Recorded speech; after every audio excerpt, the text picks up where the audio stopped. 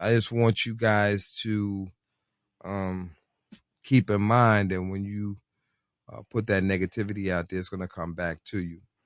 Um, because there's always a better way to get a livelihood. There's always a better way. One of the brothers that we just spoke to, Steven, he's been out 6 months. He's been on his grind. He's getting ready to get his own apartment. He already bought some transportation.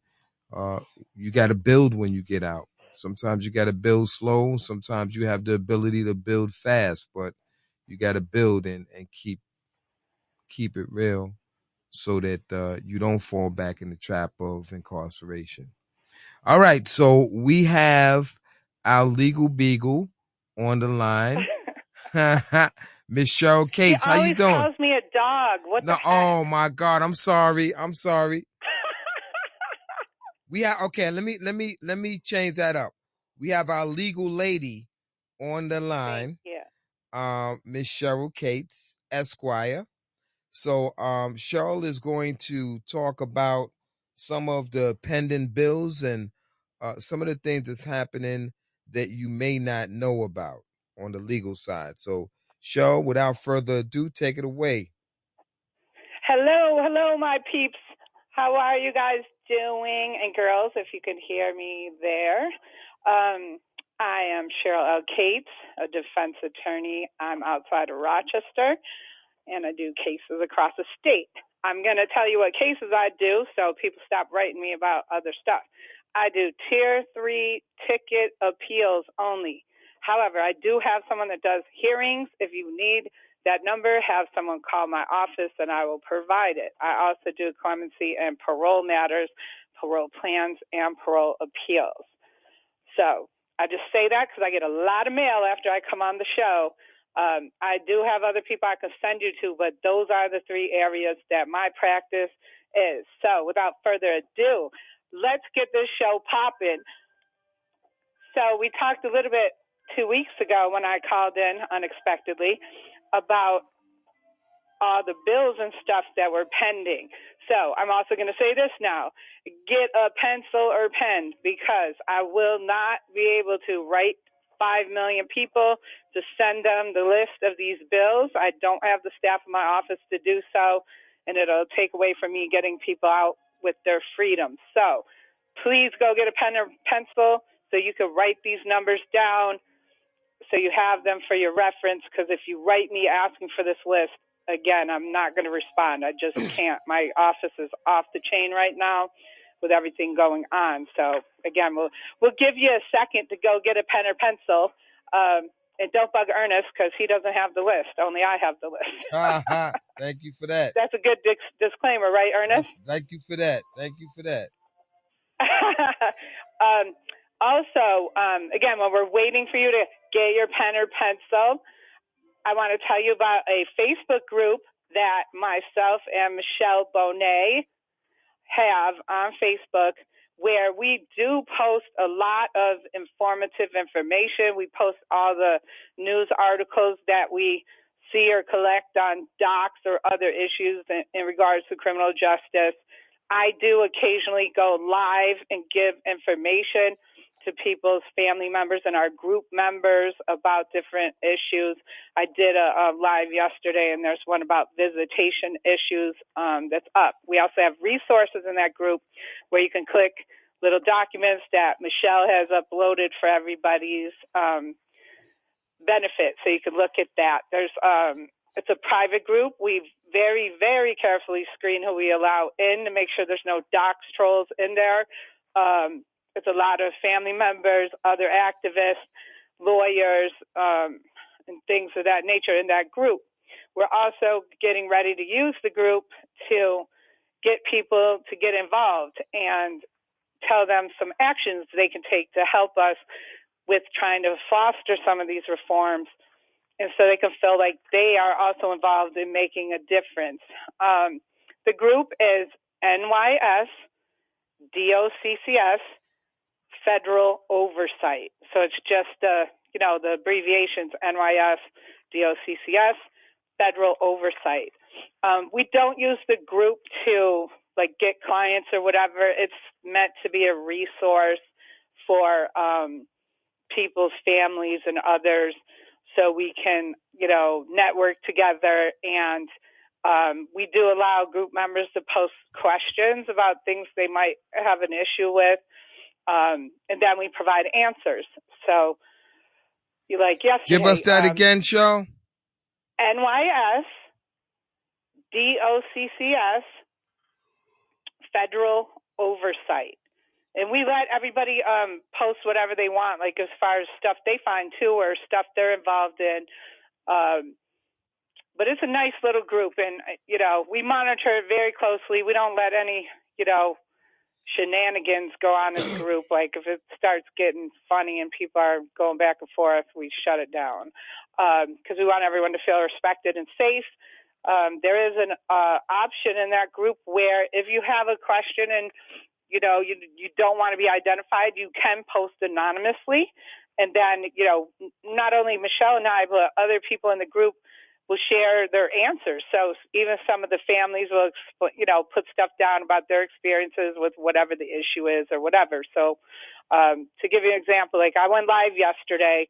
It wasn't a planned live. I was bored, and I decided to go entertain myself by doing a live for my peeps. And we had a discussion where I just said, what do you guys want to talk about? And I looked at the comments, and that's what we talked about. So we talked about the package situation, and some of the complaints that were raised, just to share that with everyone, is that maybe people that have to buy kosher food due to their religion, that they were having a lot of problems trying to find packages because you have to buy them from approved vendors. The other big issue was the cost of the packages through this new system. And let's see what else. There was complaints about the jails taking forever to process the packages when they come in, so the food is spoiled or not good by the time they get their packages, and things of that nature. We talked about some of these bills briefly, and I just let it be an open forum so they could ask whatever they wanted to. And it was good. It was cool. And I'm actually going to be going on a podcast. I don't know all the info yet, that one of our members does, and we're going to talk more about criminal justice with that. So, with that said, do you got your pens and pencils yet? Do you think they had enough time, Ernest? Yes, I do. I think they had enough time. Take it away. All right. So, huh? Take it away. Oh, okay. I've been writing appeals today, so my brain's fried. So forgive me. I'm in litigation mode, so I'm a little aggressive right now. Of course.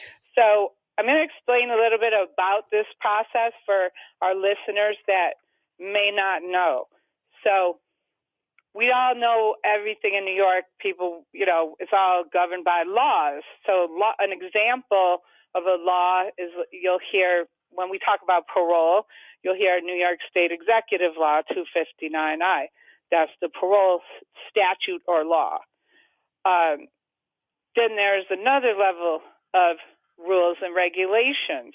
So rules and regulations are what, when a law is passed, the agency, like any administrative agency, so social services, Department of Corrections,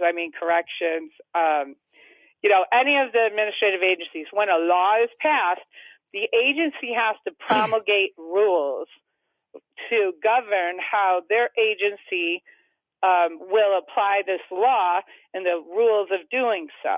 So that's, rules and regulations. So for corrections, that's found in Title VII, NYCRR, and then the number after that will be dependent on whatever agency you're looking up. So that's for corrections. And then the parole ones are found in Title IX, NYCRR. Then the next level is the directives. So the directives are also made by the Department of Corrections, and those are internal directives where the rules for all their different procedures are. So there's a disciplinary one, there's one for visitation, like all the different areas, there's directives. So I say that because how do we, and maybe this will age us, but how many people remember the little commercials that used to have the little white bill jumping around on the steps with the little funky tune to the background? Like, it was trying to teach people about the civil process of how a bill becomes a law. That was on And Sesame Street or Electric Company, wasn't it? yeah, like the little commercial used to Yeah. have The the Bill. crazy little song with it, Yeah. right? Yeah, I remember that. They should still play it. It was cool. Yeah, I But we remember got to that. get a trap house version, now with the new style. That Can you Trap House imagine with the version. Bill doing the dab and stuff? Yeah.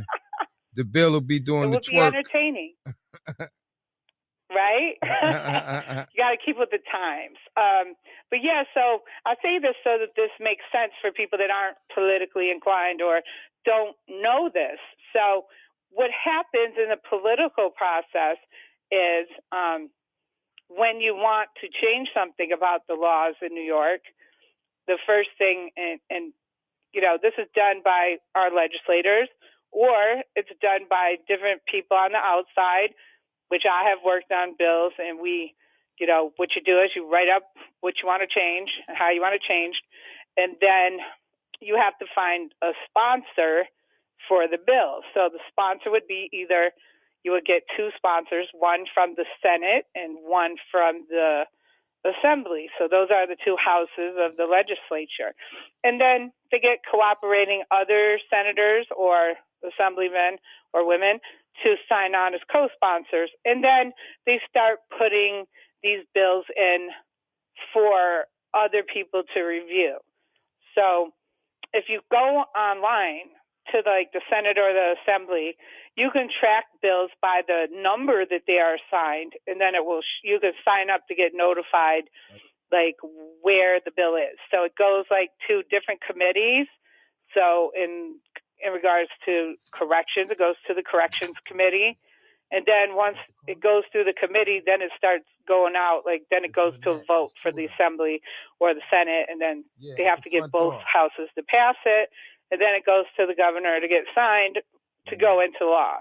So that's what, if you follow stuff on social media, if you see everyone having legislative action days at Albany, at the Capitol, that's what they're going to do, lobby for these bills to tell the different legislators why they should be passed. Or they'll organize buses and they'll bring them in and have trained people like family members and such, and they break into little groups, and then they have a schedule all day of who they go visit.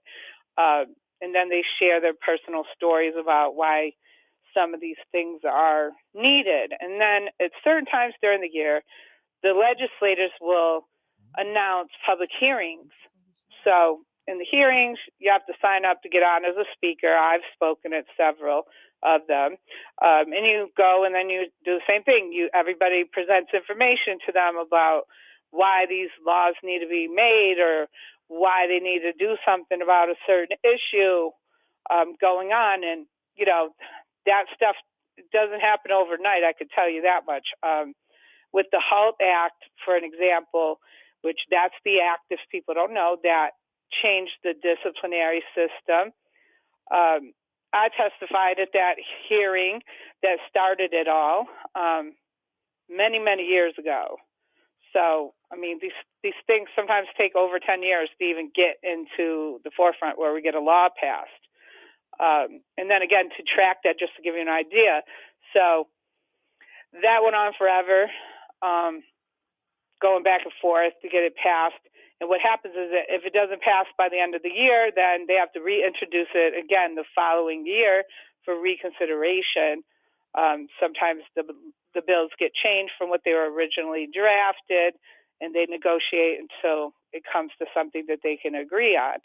I say that because then you see what happens. So when HALT went into effect, and this will be just an example so you understand, it went into effect in March of 2022. So what they had to do was docs had to create the rules and regulations for the law. So the HALT law was Correction Law 137 and 138 that were amended. And then they had to make up their little rules. So they wrote up the rules for Title VII, NYCRR of how they were going to implement that. And then when they do that, when the rules go in, they put it out for public opinion. So people write and say, if they got problems with how they're proposing it. So when HALT went into effect like that, when they did that, the legislators that sponsored the HALT legislation sent a letter in June of 2022 telling the Department of Corrections every way they were not in compliance with the HALT Act, with their proposed rules. And that letter was signed by everybody. They did nothing to change that. And then it took all the way until November 2023 for the directive to get amended. So that law was in effect for almost a year and a half before they even changed their directive, which was 4932. So that was just changed in November 2023. So nothing happens quickly with these processes. And they were still running hearings, which I could tell you because I do appeals on the Tier 3s.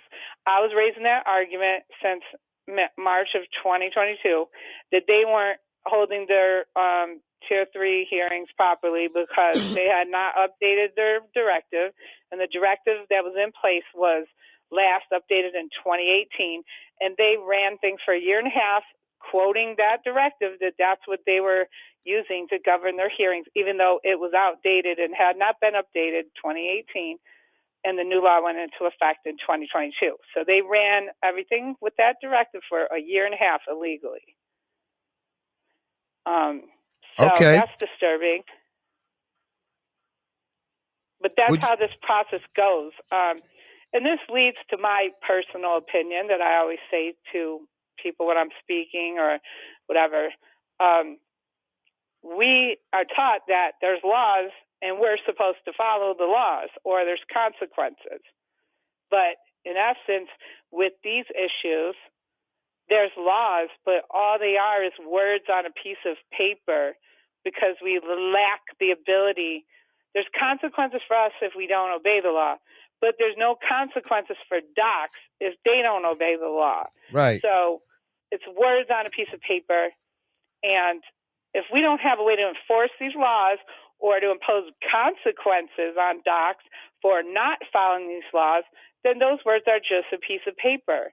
So, words on a piece of paper. So tell me what your thoughts are about that thought, Ernest. Well, just like I always say, Cheryl, you are defending these tragedies through the law. But like I emphasize every time we have a show about the importance of voting, it's a couple of ways we could challenge these draconian rules, regulations, policies, and procedures. One way is to have a lawyer champion um, the misuse of these things. The other way is to vote representatives in local, state, and federal government positions that will actually bring about the changes in these laws. And a lot of changes have been made. You would agree to that, though, wouldn't you, Cheryl? Absolutely. But the fight continues. Now, what happens is And then that they twist it. right when major laws are changed, then the people in these facilities, they start to nitpick. They start to create situations where prisoners will start to become um, disenchanted with what's going on, and then you have a lot of incidents that happen, and that's how they respond to things when the law doesn't go in their favor. But I think that what's happening now is that people who have been inside have become more politically astute, and they have come out and they have gotten into avenues where they found ways to change it instead of protesting, because there are ways to change it. You don't have to protest. All you have to do is put the right people in the right places for things to change. Absolutely. And with that being said, I'm going to shout out our boy, James Schuler. So we That's do my have a man. candidate. He was just up here a couple of weeks ago. Did he tell you? No, I haven't talked to him because I've been so busy. Yeah. I got to get it back around to Oh, him. no, But no, no. he's Not running for James. office. Not James. Ramel. I'm talking about Ramel Schuler. I'm sorry. So James Schuler is up here by me, Uh-huh. by Rochester area, Okay. and he's formerly incarcerated. Which there's only, as far as I know, there's only one other person in the legislature that's formerly incarcerated, and that's Representative Gins in the Right. Assembly. But James is running for office in the district by me that half is Webster, then Newark, and Sodus area. So that's a half rural, half developed. It's a weird political area because usually everybody's, they're in farmland, it's all rural or it's city or whatever. But his district is split. So half is farmers, half is, like developed area. Webster's kind of wealthy. It's right on where Lake Ontario is, so it's where those big lake houses are. Right. And then you get into these rural farm areas where as you go out towards Newark and Sodus. He's an African American candidate, which I point out just because that district is not predominantly where he would find supporters, but he has. It's highly Republican as far as who the people are that are in the incumbents in office now. And he's running for that district, and the election for that is in November. So we've been trying to help him get Cheryl, support what do for you his think the campaign. chances of him being successful in his I race? don't know. He's pretty determined.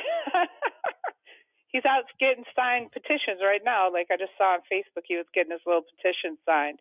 But he's a really cool person because he works. Like he has.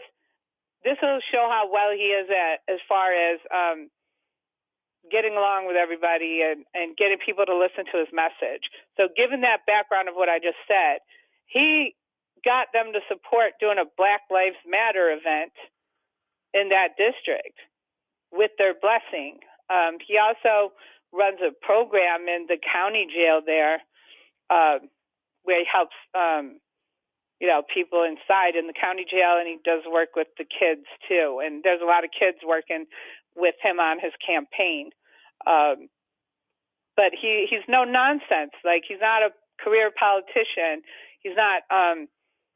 I don't say this in his detriment. He's not polished like the politicians get up there and just run their little spiel. He's a normal person, and if you can say that, a normal person. But he really just cares about the issues, and he doesn't care about what color somebody is or this and that. And he's very vocal about the issues that are affecting incarcerated individuals, which he lived it and he knows it. So I've been trying to help him with this campaign and do different things to connect him with people he needs to be connected with. And What are some of it'd the be really interesting What are some of to the see. things that he has on his agenda for formerly incarcerated people in that area?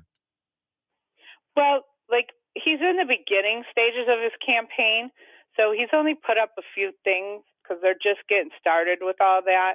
Like he's supportive of marijuana legislation, and he's talked about different issues, and we've had debates like in private settings and stuff. But as far as him coming out with his total agenda, I don't know what it is yet, but I could definitely put him in touch with you so he can come to a show and tell you all the tea.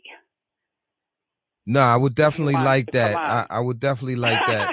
We I will promote, message him when I get off today and tell him to hit you up. right, yeah, because we promote success stories. We like to bring people who are formerly incarcerated on our show that have broken ceilings in certain areas, because it's important for the brothers who are listening, who are still inside Green Haven, Otisville, Yeah, Fishkill. shout out to Green Haven.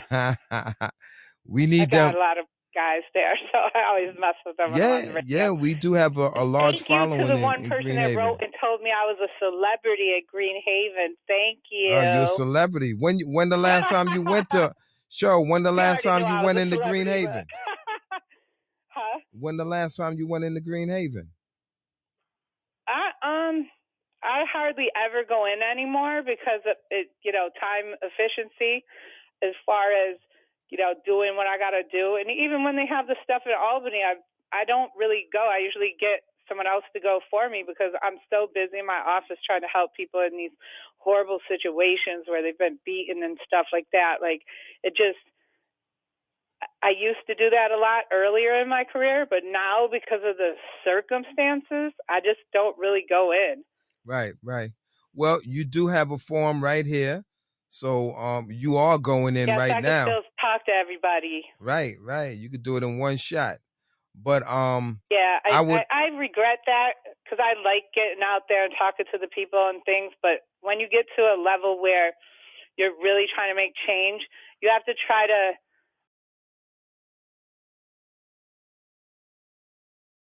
like weigh the benefits of okay, yeah, everybody wants to see me and I should go. But sometimes I can't. Like for instance, like you know how they have the little volunteer programs and right, they always invite people in. right, They've been trying to get me to come in for 22 years, right. but I can't because you got to fill out the volunteer paper. So Yeah, that volunteer paper says that you don't correspond with anyone incarcerated, which through the years, I'm sure you know, most of my family's incarcerated. right, They've been incarcerated. My brother was in for 30 years. My daughter was in prison. My grandson is currently in prison. I have other family members in prison, so I can't fill that form out. right, right, And then the guys get mad at me because I tell them they'll approve me at your jail, but when it goes to Albany, we're getting the big red X right, right. because I can't Understandable. fill out that question because you cannot personally correspond with anybody that's incarcerated to get cleared for those volunteer programs. Right. Plus, it's time It consuming kind of anyway to sucks, go but in that's there. it is what it is. Right. But that goes back to our bandwagon about docs not being up with the technology because why can't we do a Zoom? I don't have to come in. I'll go on the video. Right. Are they But doing I don't that? think they want me to come in anyway, so Yeah, nah, they don't want anybody to come in that's gonna give them some legal advice because they scared to death of the law. absolutely. Um yeah, but But yeah, so let Mr. Schuler know that he has a open invite to the show. We would I'll like hit him up soon as right after we get off the show all and right. tell him to get in touch with you. How So you want me to tell him to get in touch with you? Facebook or your number? nah, give my number. Okay. I Yeah, we'll hit him up so you can get him on. He's very entertaining. He's a good friend, all right. and So he goes out on the yacht club. He goes sailing and everything. He's really cool. Like I who would think he would be out sailing in Sodus Bay? You know what I mean? yeah, yeah, yeah. Well, look, Like we were everybody got the talking, he came by one of my friends' houses. I was out at their cabin in the summertime, and he came by because I was helping him get his donations and stuff. And he was like, "Well, ladies, I'll have to go. I'm going off to the yacht club." Which we were joking around, being funny. And I was like, "I want to go to the yacht club. They don't let me come there." yeah. But no, he's a really cool person, and I just think he'll do really well in Albany. He's not Yeah. afraid to Well, challenge people.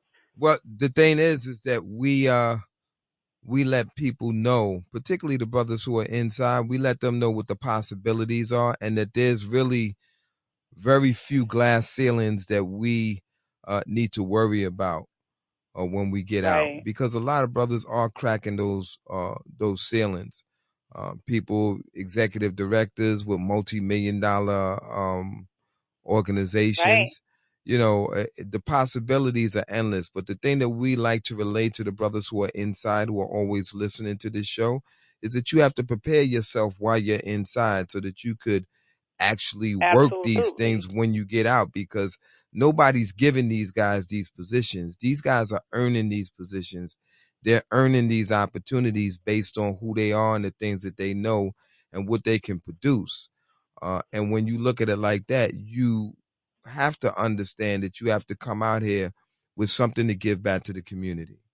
And that's Yeah, what so we like to use your relay. time wisely. Exactly. Take advantage. We know some of the programs are a joke. We're not going to sit here and say they aren't, but use your time wisely.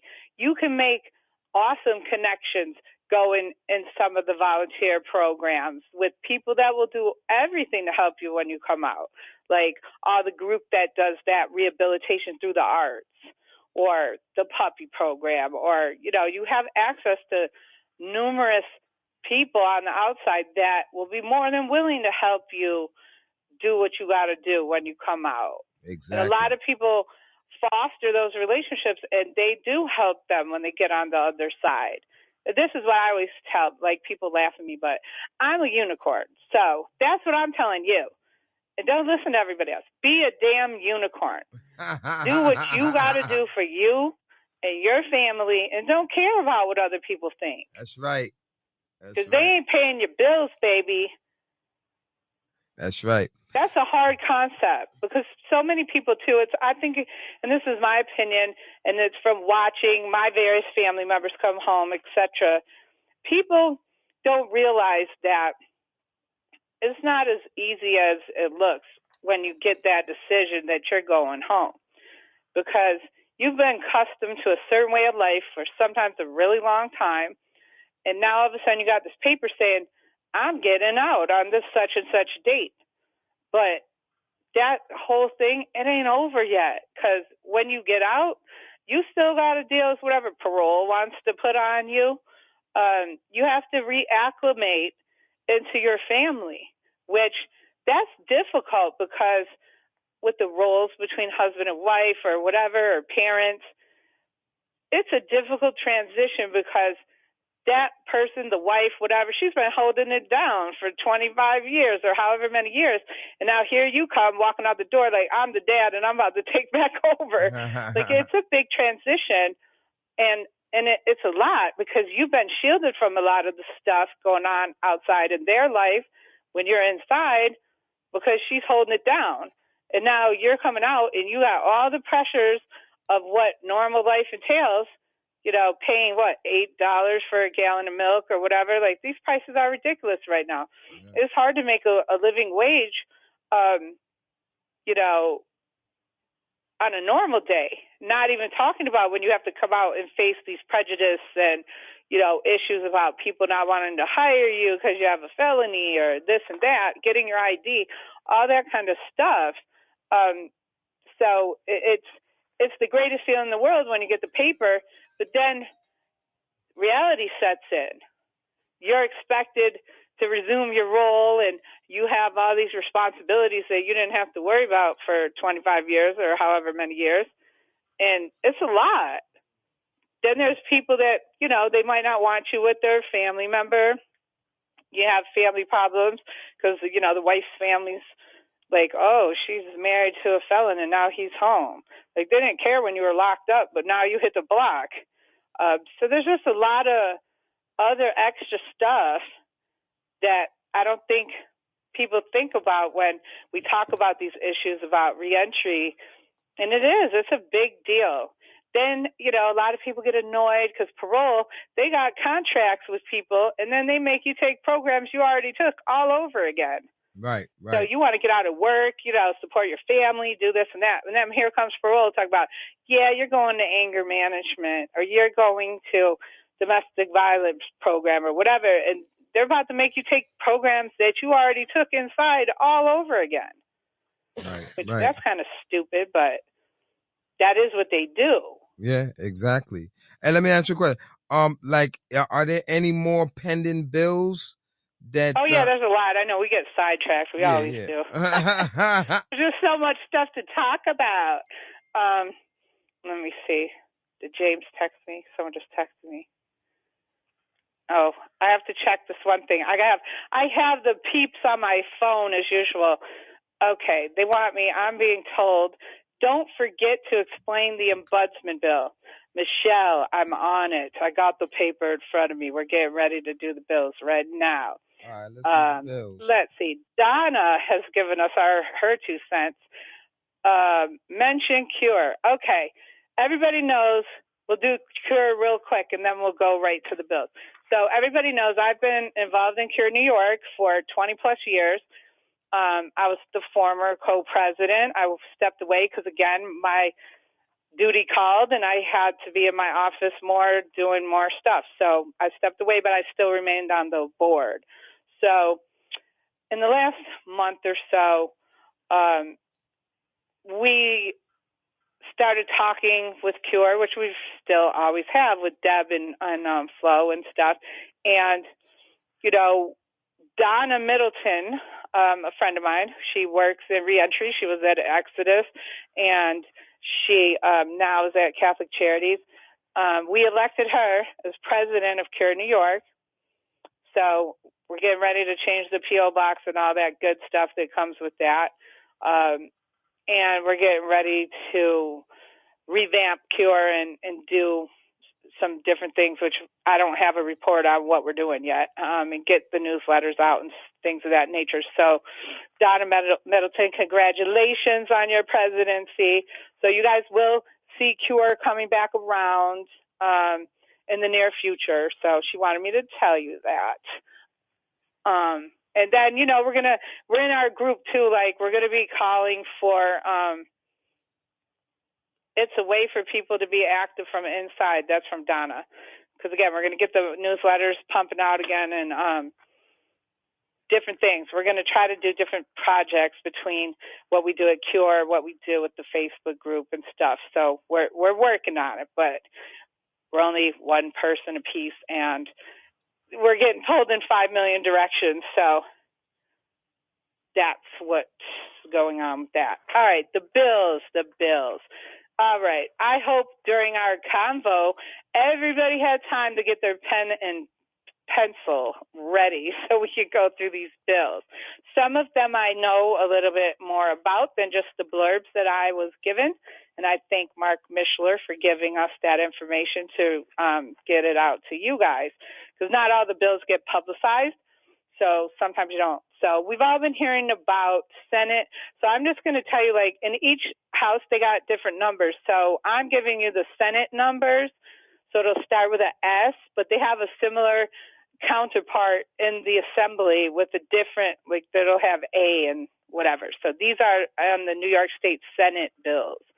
These are, let's see, the key bills. They're not all of them. They're the key ones that Senator Salazar, she's the chair of the Corrections Committee, that these are her bills. So let's see. And if we have questions about the bills, we can get more information later. Okay, Senate, so S307. S307, this is a bill that we've talked about on here before and that people are probably somewhat familiar with. So the Fair and Timely Parole Act.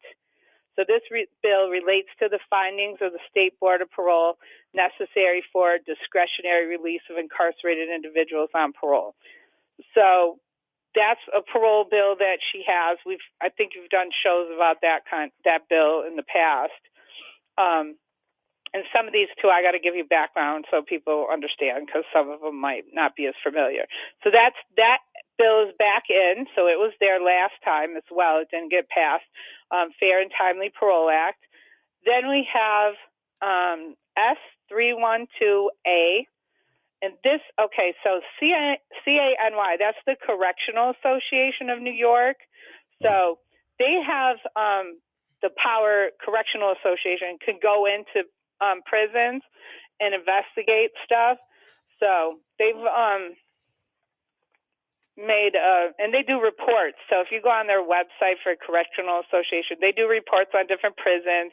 They go in and look at different things, and then they do reports and put them online. So there's a bill for them. It says CANY visits and access to information, expands statutory access of the Correctional Association of New York to enable it to more meaningfully fulfill its obligation to monitor and inspect New York's prisons.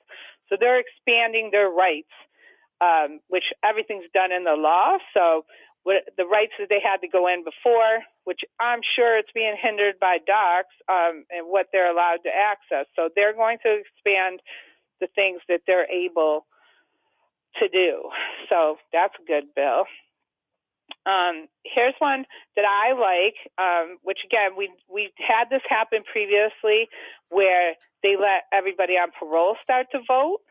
So they have a bill pending. It's S316, and this is a constitutional amendment, meaning to the New York State Constitution, to remove any barrier in the New York Constitution to voting by incarcerated individuals. Now that's interesting because Mm-hmm. as we know, Governor Andrew Cuomo signed an executive order in 2021 Right. for people who are on parole and probation to vote. But one thing that we got to understand, and that's why this bill is so very important, that's just an executive law. It's not the law of the state of New York.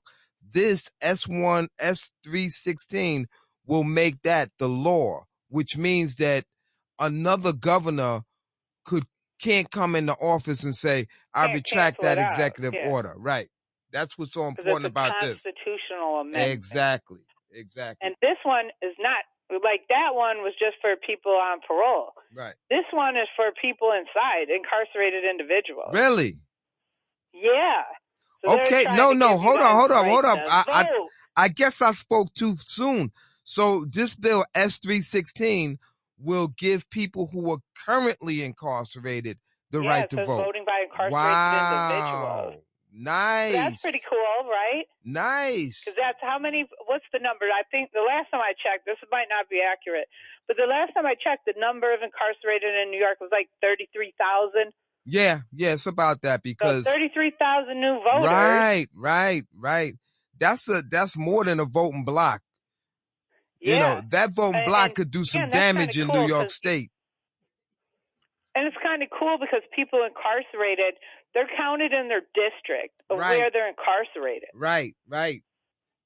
So if they're from New York, you're now in Clinton and Dannemora. So Right, now they have diversity because they're adding the incarcerated individuals. right, Whereas areas up there like Clinton, Dannemora, upstate area, Malone, right, that's not heavily populated with minority people. right. Like But the even in the prison, there's under 1% of black or minority employees at those two prisons.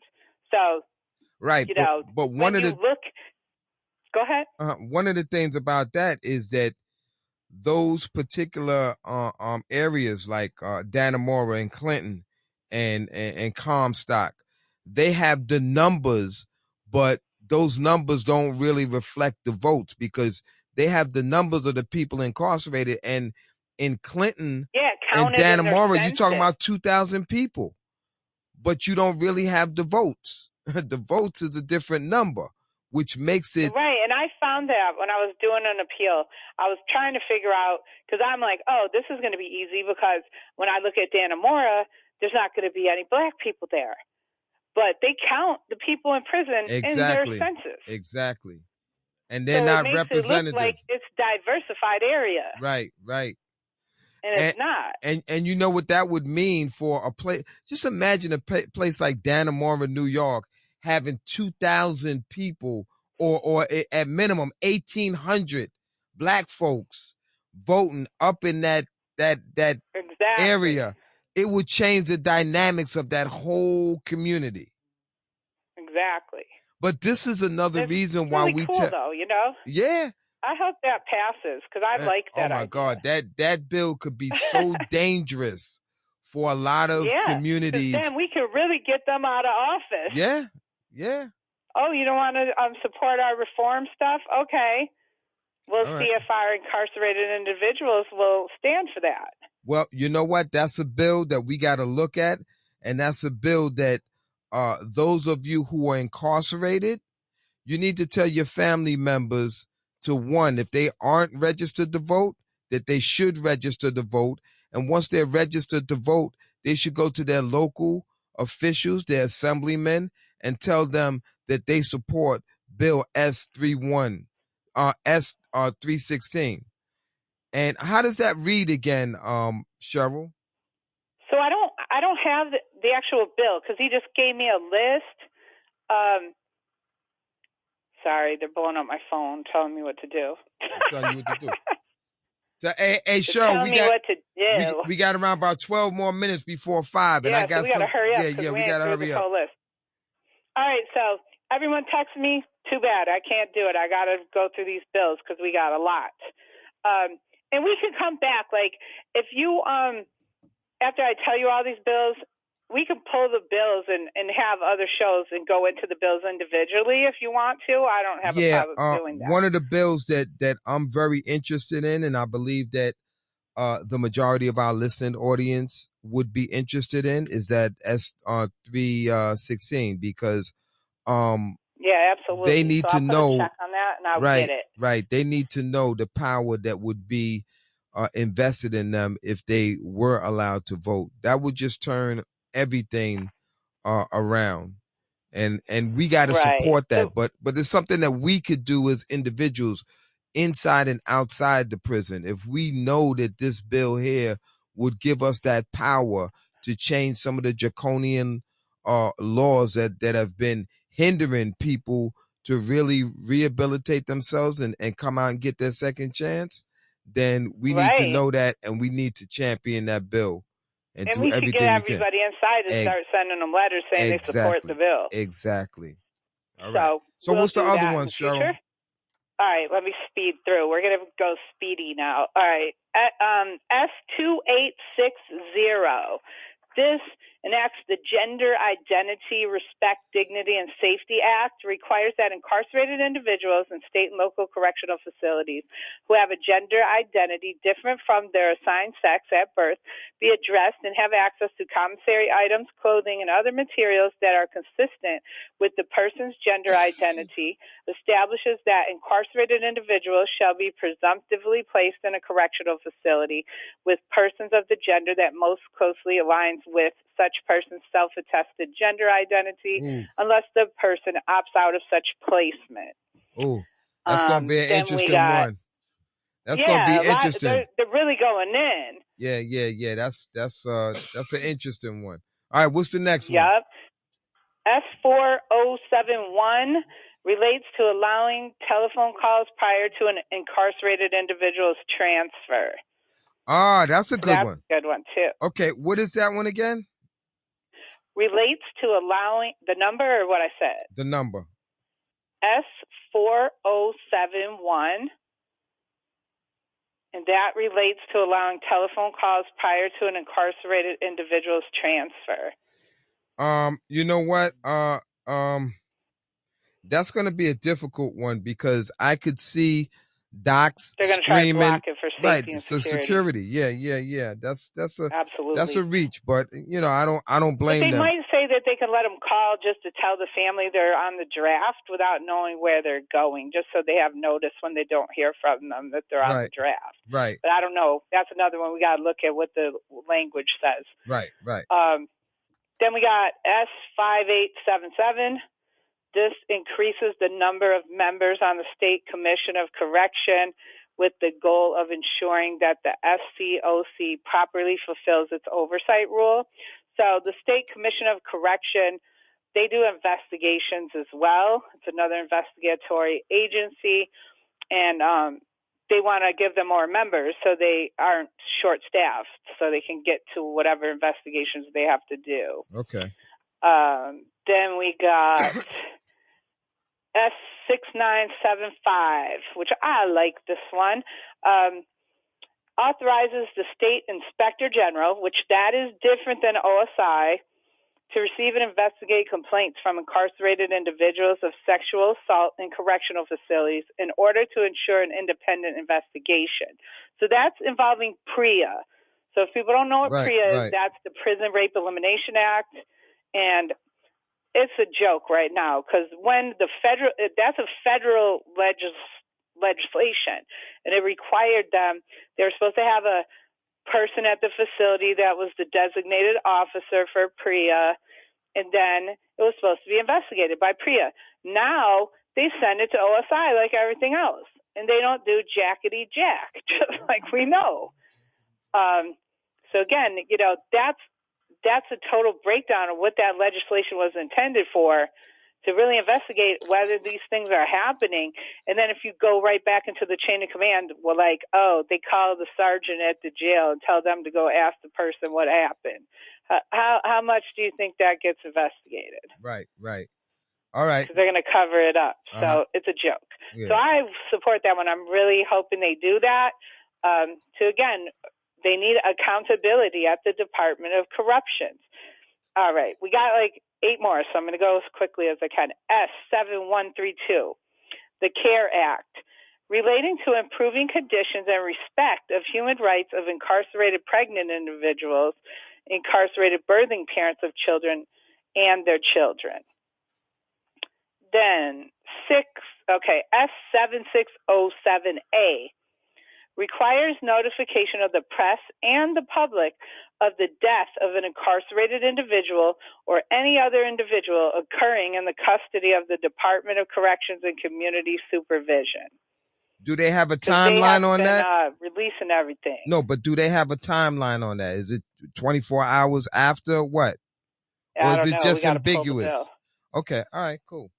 All What's right, the next here's one? the next one that's a really good one. This is the ombudsman, and we talked about this last time a little bit. S7672, Office of the Correctional Ombudsman.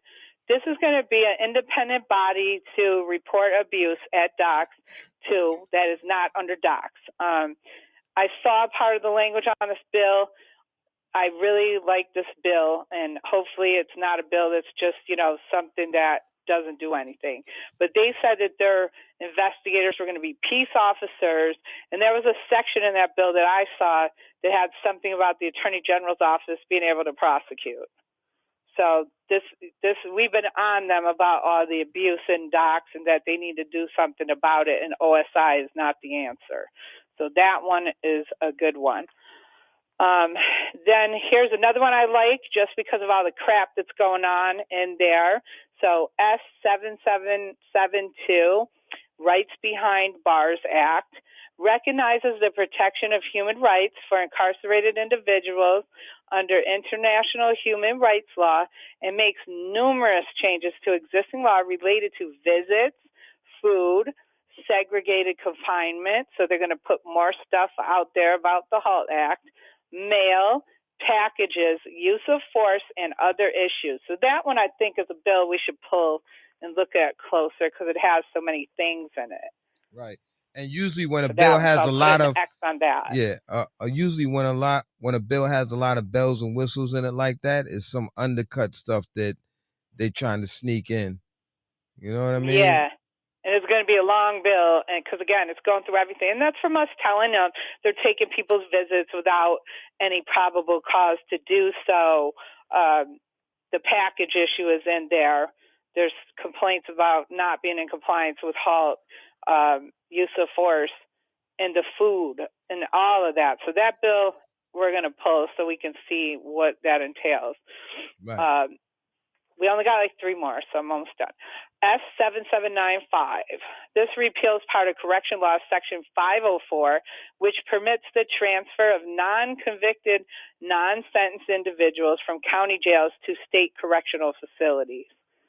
So they're going to put a bill so until you get sentenced, they can't send you upstate. Because sometimes the jails are sending people upstate when they're not sentenced yet. I got a call about that, and I was like, "Are you sure?" Like the people are saying, "No, they're in Attica, and they didn't." And I'm like, "Are you sure they didn't get sentenced?" Because I had never heard of it before. But I guess some of the jails are sending people upstate before they get sentenced. I don't know whether it's because they can't house them in the county if they have special needs like mental health or something like that. But that bill will stop that practice. This is another bill that I like. It's S7843. So this bill increases the LTCA credit for individuals who complete post-secondary education programs. I didn't look at that bill directly, but I was told that it would allow 1 year off your sentence for every degree you complete. So if you complete more than one, you could get 2 years off your sentence. Wow. What is that? So What is that? LTCA, for those who don't know, Limited Time Credit Act. It's on the books right now where you can go to your CR date 6 months early. If you have a CR, if you have life or something else, you can go to the parole board 6 months early if you meet a certain criteria established in that program. What was that And bill then again? here's the Cheryl, what was that bill again? S7843. So I put a check next to that one. We'll pull that one too. Okay. Now, this one I like as well. This one we'll pull as well for when we do our next show. We got S8480. Authorizes the Commissioner of Corrections and Community Supervision to discipline certain employees for acts of serious misconduct instead of the current system where discipline decisions are made by outside arbitrators. That's messing with the union contract, so they're going to be Yeah, that's pissed going to be when a they figure problem. that out. That's going to be a problem because the unions want to intervene, and that's why we are faced with these renegade officers in the first place because Absolutely. the unions protect them.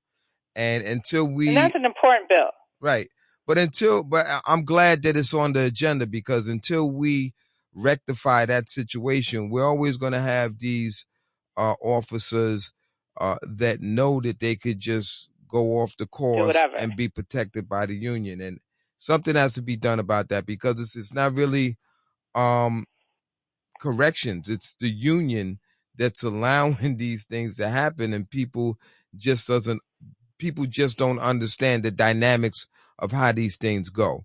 And that's why you coming on Right. this show and illuminating the ins and out of docs and how the legalities connect with them are so very important because uh, we would never know because we always thought that it was docs that was the problem, but really when you look at things, it's really the union protecting bad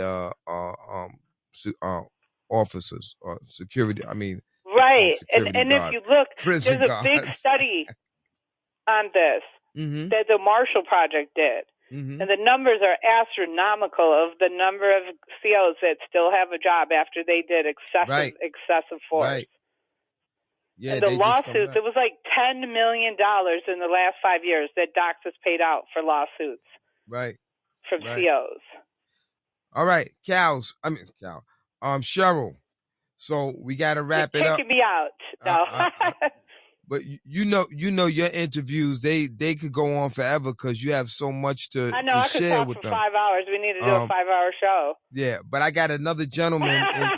I'm just joking. All I right, so I will pull these bills, and then I will hit you up about when we could do another show, and then we'll analyze them more. Like maybe because of the number of the bills, maybe we could do 2 hours on the show with the bills just to get the info out all there. right, and Um, and that was that first bill was S 316, right? The voting for So people we got S incarcerated. 316. That's the constitutional amendment for Right. voting. Right. Right. We got the S 7772. That's the Rights Behind Bars Act. Right. And then I marked the last two. The S 7843 increases LTCA for the year or whatever off the sentences for college degrees. And then let's see, what was that? S 8480. That was to let the commissioner fire docs employees when there's disciplinary. So that's going to be cool. But with that said, goodbye, everyone. I hope you're ready for the Easter Bunny. And shout out to my boys because they always want me to do this, so they get mad at me. At Greenhaven Correctional, what's up, everybody? And with that, I am out. Have a great day, and thank you for having me. I appreciate you. All right. Thank you, Cal, for coming on and giving your wisdom and expertise. Have a good one. You're welcome. All right. Bye. Peace. All right. So it's always good to have Cheryl come on and give us an update on what's happening in the legal arena. There's always something happening. But one of the things that I want to relate to our listening audience is that none of these things would happen if formerly incarcerated people and the people who believe in redemption were not going up to Albany championing these issues. These issues are not ones that legislators come up and say, you know what? Let's give these guys voting. Let's give them more time. It doesn't happen like that. It happens because people who are in like situations or people who have family members who are incarcerated or people who just look at the criminal justice system as a farce, those people go up to Albany, they go up to Washington, and they champion these changes. This is how the law works. But the thing is, it would work much better if we were all involved in the process. That's why we have to vote. Okay, I'm gonna stop talking about that. But I met a gentleman last night. It was Wadu's birthday, and one of the things that I do as a city councilman is champion issues in the community. And there was an issue in one of the buildings in the ward that I am responsible for. And I had the pleasure of meeting some people in the Tenants Association. And one of them was a young lady named Lynette. And Lynette, I'm sorry. Call me La. I just call her La because I be twisting up her name. Lynette. All right. So I met her and the other group who were the Tenants Association, and these guys got together and they championed their rights in this building. And this building had 179 units, and they got together and they brought the property owners to the table, and they said, listen, this is what we want, this is what we need done. And the property owners, they started changing stuff around, and it was an amazing thing to see how people in the community got together and they started championing their causes and actually got results. So it was a beautiful thing. And La, who is here with us, and her brother, we built some type of bond as community fighters, and